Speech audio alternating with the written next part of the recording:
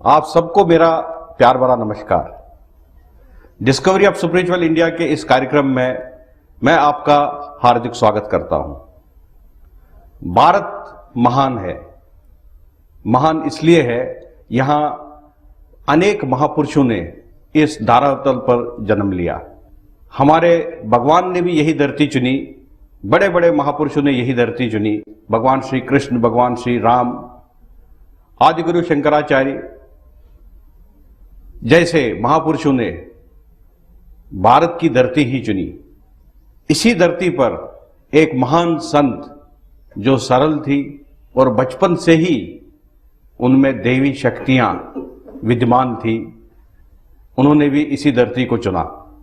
भारत के प्रथम प्रधानमंत्री श्री जवाहरलाल नेहरू, श्रीमती इंदिरा गांधी और अनेक नेतागण, महापुरुष, साधु मां के दर्शन करने के लिए उनके आश्रम में आते थे।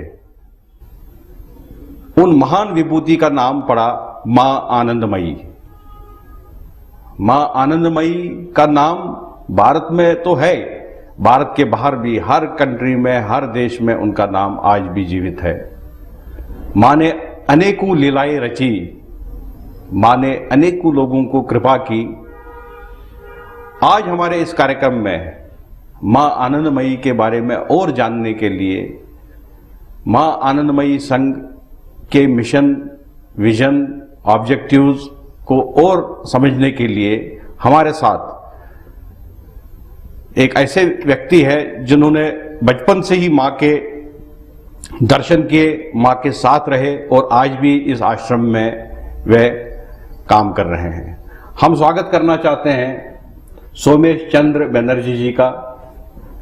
श्री बनर्जी यहाँ के जनरल सेक्रेटरी है, मां आनंदमयी संघ के जनरल सेक्रेटरी हैं और सारा कार्यभार ये अभी देख रहे हैं। सर, आपका बहुत बहुत स्वागत है, वेलकम है और मैं आपको धन्यवाद देना चाहता हूं कि आपने समय निकालकर हमारे इस कार्यक्रम में उपस्थित हुए। आपको बहुत बहुत हार्दिक धन्यवाद। सबसे पहले तो यही जिज्ञासा है, मां आनंदमयी के साथ आप बचपन से ही रहे, तो हमारे दर्शकों को आप मां के बारे में, उनके बचपन के बारे में, आपने एक बुक भी लिखी जो 6-7 वॉल्यूम्स में मां की पूरे डिस्कोर्सेस या उनके जो प्रवचन है या टीचिंग्स है, एक वॉल्यूम, उनको आपने कंसाइज करके एक में लिखा। तो आपने मां के बारे में क्या अंडरस्टैंड किया, मां के बचपन के बारे में, मां जब बड़ी हुई, उनने लीलाएं रची, वो कैसे अलग थलग दिखती थी, हमारे दर्शकों को सबसे पहले आप इसका दर्शन करा दीजिए। हम लोग हिंदुस्तान में तो महापुरुषों के दर्शन के हर वक्त लालायित रहते हैं, लेकिन एक हम इंसिडेंट बताएंगे आपको जी। एक विदेश से एक फ्रेंच टेलीविजन प्रोड्यूसर जी, आर्नल्ड डिजर्ट, बहुत फेमस थे, वो आए थे। उन्होंने सारा भारतवर्ष घुमा, उसके बाद मां के पास आकर के कुछ दिन उन्होंने मां के पास व्यतीत किया। उन्होंने जब लौट रहे थे तो कुछ विदेशी लोग उनसे पूछा कि हम लोगों के पास बहुत कम समय है भारत देखने के लिए, आप हमें ये सजेस्ट करें कि कौन सा चीज हम लोग एक का नाम बताएं जिसको हम लोग अवश्य देखें। जी जी। तो उन्होंने उन लोगों से कहा, डोंट मिस टू मीट मां आनंदमयी। क्या बात है। मतलब ये एक विदेशी का ये एक वर्णन है मां के बारे में कि और कुछ भारत का देखो चाहे ना देखो, लेकिन मां आनंदमयी का दर्शन जरूर करना। तो ऐसा था मां का प्रभाव और मां का व्यक्तित्व और मां का धार्मिक ऑरा। तो ये था। बचपन में मां कैसी थी ये तो मुझे देखने का सौभाग्य नहीं मिला, लेकिन 1949 में जब मैं 7-8 साल की थे तो उस टाइम में मां का दर्शन पहले टाइम किया था।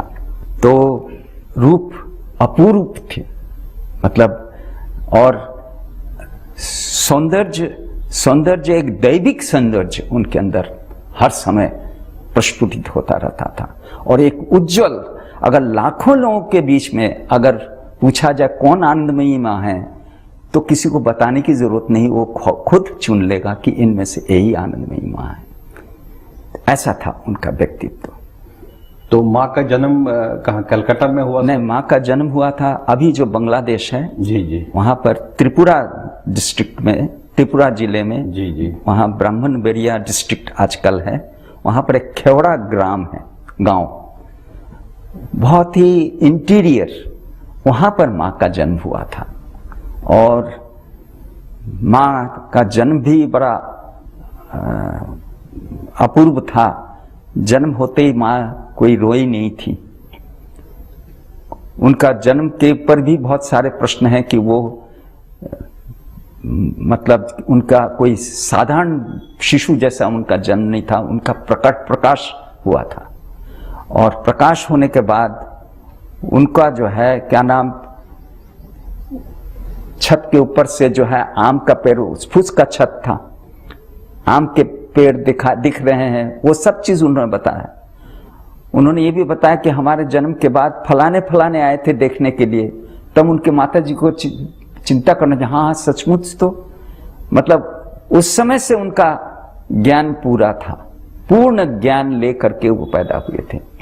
जब वो 7-8 महीने के थे तो उनकी पैतृक ये जो गांव था विद्याकूट, वहां पर वो ऐसे उस टाइम में घुटने पर क्रॉलिंग करते थे। एकाएक एक महापुरुष का वहां पर ही प्रकाश हुआ।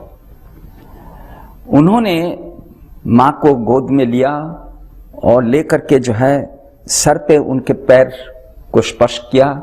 उसके बाद जब बैठा करके उनके सामने जो कुछ क्रियाएं की, पूजा की क्रियाएं की, तब तक माँ वो आ गई कि जी ये कौन अनजान, एक बहुत दैविक मतलब सन्यासी पेश में।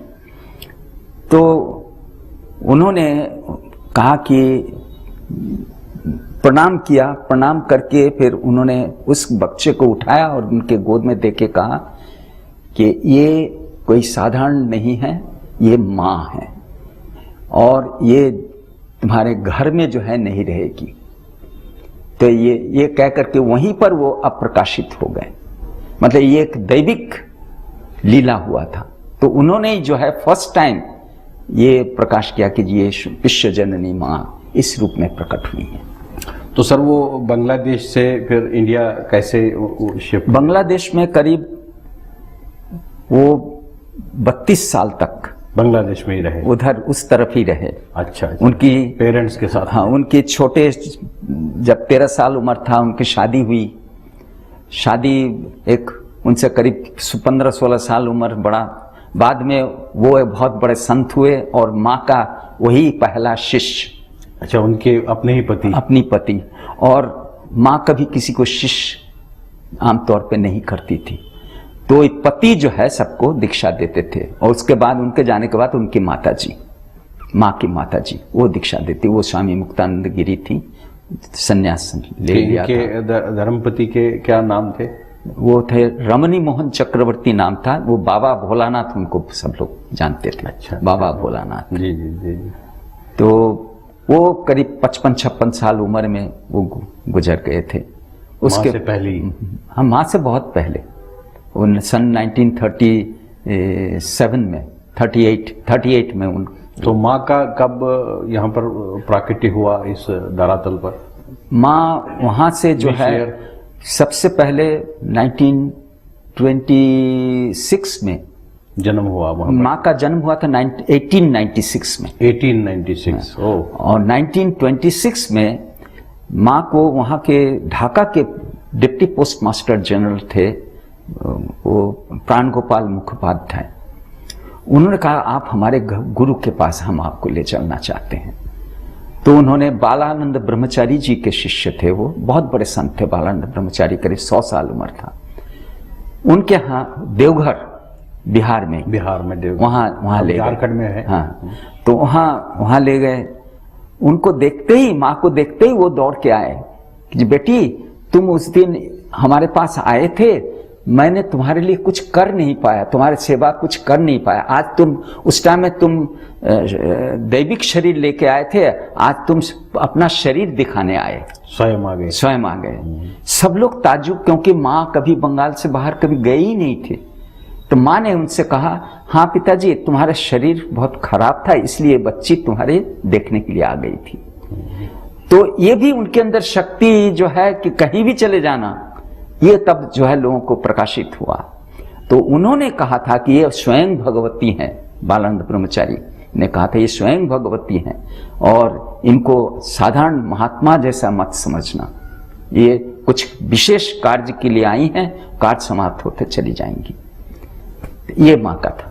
तो फिर इंडिया फिर at the age of she migrated to India at the age of 37? नहीं, फिर आई वो करीब 1932 में जी, देहरादून। अच्छा, सीधे देहरादून? हाँ, बांग्लादेश से? बांग्लादेश से देहरादून आए। देहरादून से भी जो है उन्होंने विजन किया, रायपुर एक छोटा सा पहाड़ के ऊपर एक आश्रम है अभी, दैट इज द फर्स्ट आश्रम कैन कॉल, और सेकंड आश्रम।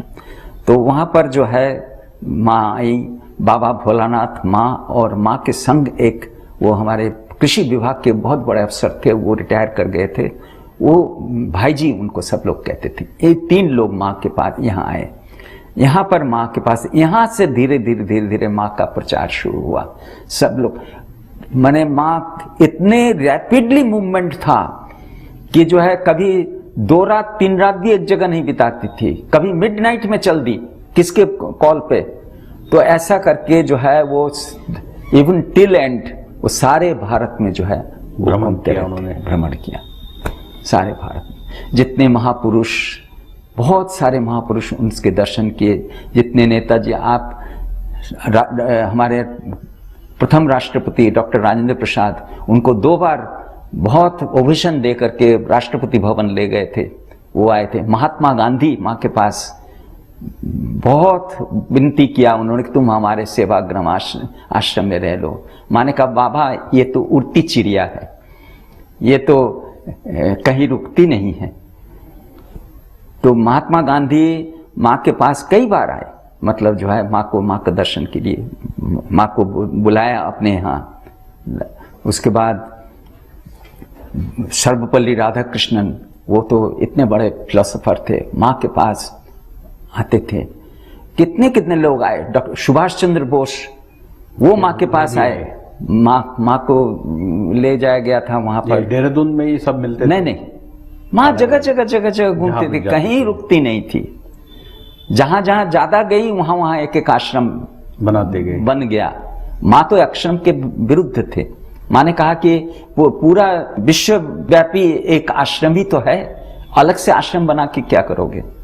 लेकिन सब लोगों ने कहा कि जो है माँ आपके चरण के नीचे जो है हम लोग रह करके साधना करना चाहते हैं, आध्यात्मिक वातावरण रहे ऐसा हम लोग चाहते हैं। तो उसके लिए तो माँ ने कहा कि अच्छा, तब जो प्राग ऐतिहासिक युग के जो साधना स्थली है या जहां पर दैविक कोई विशेष प्रकाश हुआ, उन जगह पर सिर्फ माँ का आश्रम हुआ और कहीं नहीं। कई लोग बड़े बड़े सेठ, उन लोग माँ के लिए आश्रम बनाए, माँ ने नहीं लिया, कहते तुम ही लोगों के पास रखो, अपने पास ही रखो। जैसे ये कानखल आश्रम, यहीं पर जो है आप पीछे देखे होंगे यज्ञशाला, वही स्थान है जहां पर कि दक्ष यज्ञ हुआ था। ये माँ के ख्याल से वो यज्ञशाला बना। उसके बाद जहां माँ का समाधि है वहीं पर सती जी ने देह अपना शरीर छोड़ी थी, वहीं पर जो है ये माँ का ये ख्याल से ये सब चीज हुआ। तो यहाँ पर तो माँ की समाधि भी यही है, माँ की समाधि यहीं पर हुआ है माँ का। माँ का यहीं पर हुआ। बिल्कुल। तो जो उनके अर्ली डेज में जो उनके साथ में लोग चलते थे, उनमें से कौन कौन प्रमुख थे? माँ के साथ बहुत लोग थे, बहुत साधु संत, लेकिन अब सब लोग गुजर गए, माँ के साथ चले गए। पेरेंट्स भी उनके साथ ही रहते थे कि वो एक ही जगह सब रहते थे? पेरेंट्स साथ में नहीं रहते थे, लेकिन उनके बाद में जब उनके फादर के एक्सपायर कर गए तो उनकी माता जी उनके साथ रहते थे। वो सन्यास ले ली थी। माँ ने कहा कि अगर इस शरीर के साथ रहना हो तो सन्यास लेना पड़ेगा, तो उन्होंने सन्यास लिया था। यहीं पर जो है ये निर्वाणी अखाड़ा के उस टाइम में महंत थे, मंगलानंद स्वामी मंगलानंद गिरी जी बड़े सिद्ध संत थे, उनसे उन्होंने संन्यास लेकर के, खुद माँ ने नहीं दिया दीक्षा? माँ ने कुछ दिया हो, क्या दिया हो नहीं पता हम लोगों को, लेकिन माँ कहती थी कि ऐसा संत जो मुक्तानंद गिरी जी जैसा, ऐसा गुरु, वो जगत गुरु पोजीशन में है, ऐसा इतने पढ़ी लिखी ज्यादा नहीं, लेकिन आध्यात्मिक अपार शक्ति, ये था। उनका भी समाधि यहीं पर है, छोटा आश्रम उस तरफ। मुक्तानंद जी। तो ये जो माँ के जो शिक्षा हुई या उनकी जो पढ़ाई हुई सर, उनको वो तो किस क्लास तक किया? वो तो प्राइमरी स्कूल में उनके भी संपर्क में एक दादाजी थे, उन्होंने जो है वो टीचर थे, तो माँ पढ़ती थी, लेकिन ये कि जो पढ़ाई करने का टाइम नहीं मिलता था, उनके 3 छोटे भाई और थे, उन लोग बहुत बीमार रहते थे, तो उन लोग को देखभाल करना पड़ता था, तो इसलिए कि जिस क्लास में जो चीज पूछे उसका जवाब मिल जाता था, तो उनको promotion, out of turn promotion दे करके क्लास 2 में कर दिया, लेकिन वो भी 1 आध महीने ही जा पाए, फिर जा नहीं पाए, बस वहीं पर पढ़ाई खत्म। ना माँ लिखती थी ना कुछ करते। हाँ, लिखा हुआ आपको म्यूजियम में उनका लिखा हुआ मिलेगा, बहुत सुंदर लिखा हुआ, बंगाली में ही? बंगाली में। ठीक थे। तो सर जो माँ थी, तो माँ ने यहाँ जब भारत आने के बाद कितने साल फिर भारत में निकाले? उनका जो उसके बाद जो हुई हाँ, 1946 में माँ लास्ट बांग्लादेश गई। ढाका में माँ का आश्रम था, ढाका में और सिद्धेश्वर में 2 आश्रम था, और खेड़ा में भी 2 आश्रम है। तो लास्ट 1946 में गई, उसके बाद फिर माँ पार्टीशन हुआ। पार्टीशन के बाद बांग्लादेश, पाकिस्तान या और कहीं माँ नहीं गई, सिर्फ माँ हिंदुस्तान में। तो ब्रह्मलीन किस माँ का ब्रह्मलीन हुआ देहरादून आश्रम में।